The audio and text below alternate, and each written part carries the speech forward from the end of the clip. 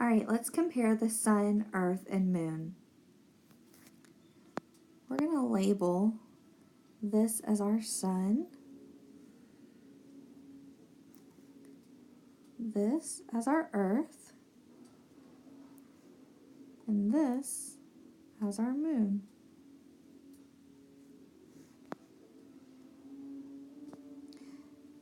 So here we will talk about how the sun is different from the earth and moon. Here we will talk about the earth, and in this bubble we'll talk about the moon. So some things about the sun. The sun is the center of our solar system. Everything orbits, revolves around the sun. The sun is made of gas.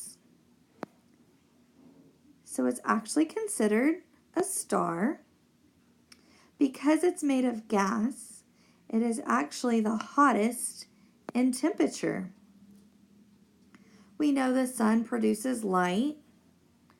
We get solar energy. In comparison to the earth and moon, the sun is also the largest in size. It's much bigger than the earth and moon. And the sun rises in the east and sets in the west. We remember that because E comes first in the alphabet before W. So it rises in the east and sets in the west. Let's talk about Earth. We know that Earth revolves around the sun. It supports life because it has liquid water. Something else Earth has that the sun and moon do not is it has landforms that we've learned about. The moon. The moon revolves around the Earth. In comparison to sun and Earth, it is the smallest in size. It has the coldest temperature, and it actually has no atmosphere. When we look right here in this bubble, we're going to say how the sun and earth are the same. And one thing that they have in common is they both have an atmosphere.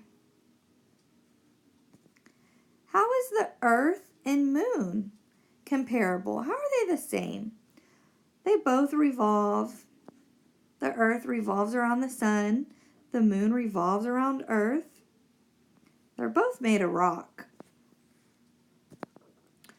When we look here, we're looking at how the sun and moon are the same.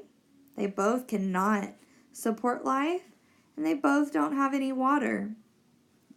Now, what do all three, the sun, earth, and moon, have in common? Well, they're spheres, they all rotate, and they all have gravity.